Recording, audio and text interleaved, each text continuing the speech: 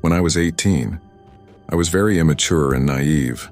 I was kind of a jerk when I was on the road honking whenever I got impatient, borderline cutting people off.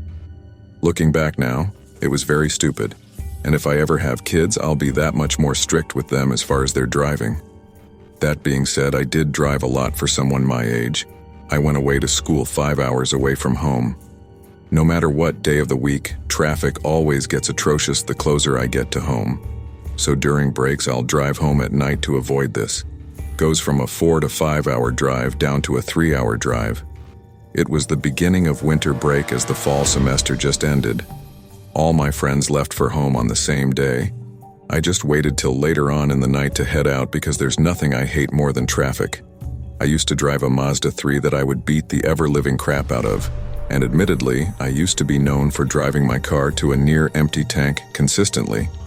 People would comment on it whenever they'd be in the car with me, and I'd always assure them that the car would still have at least 30 miles to go, even after the needle would hit E.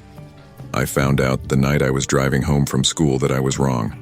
I was only like an hour into my drive on the interstate. The needle was on E, and I was pushing my luck waiting for a gas station sign instead of looking up the nearest one on the map. The car started making these weird sounds suddenly and jolting, and that's when I realized I may have actually run the tank empty this time. I got off the first exit ramp and hoped it would lead right to a gas station. This exit was dark though, with no street lights, and there was just woods on either side. I was scared to slow down and lose my speed, because I didn't know if I'd have enough gas to find a gas station.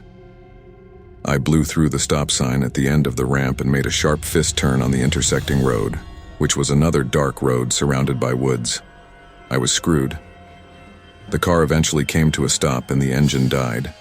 Things only got worse when I took out my phone and saw I had no bars. I have T-Mobile, which is the worst possible reception anywhere, far from a major city. I tried calling 911 because I was stupid and thought that 911 works even without reception. Of course it didn't. I was terrified because I didn't know what to do. I turned on my hazard lights and just waited for someone to pass by. It was a long time before I saw headlights approaching. When I did, I flashed my headlights at them and they passed me, made a U-turn, then pulled up on the grass behind me. I didn't know who was getting out of that car though, and I was an 18-year-old defenseless girl. I just cracked the window down a little bit as this man approached my car. I told him I need help. I ran out of gas. He offered to give me a ride to the nearest gas station. He was this balding guy with glasses on. He kinda looked trustworthy. I had no other apparent options but to accept his offer. I got out of the car and followed him to his car, making sure to lock my doors first. His car was a black Honda year, probably a 2010. It smelled funky in his car. I couldn't pin what the smell could be though. He banged another U-turn and started driving in the direction he was driving before he made conversation with me, asking where I was from and basic questions. I was honest with him that I was driving home from school. He said he lived in the area and that they don't get too many out-of-towners getting off the interstate for this quiet little town. The route we were taking lacked any buildings anywhere. It was just woods everywhere. I asked if he knew of any gas stations and he said yeah, just a ways up the road. I started hearing bumping and thumping coming from the back of the vehicle. It sounded like the trunk. At first I thought it was maybe just bumps in the road or a loose object in the trunk. He seemed to keep talking and talking like he wouldn't stop.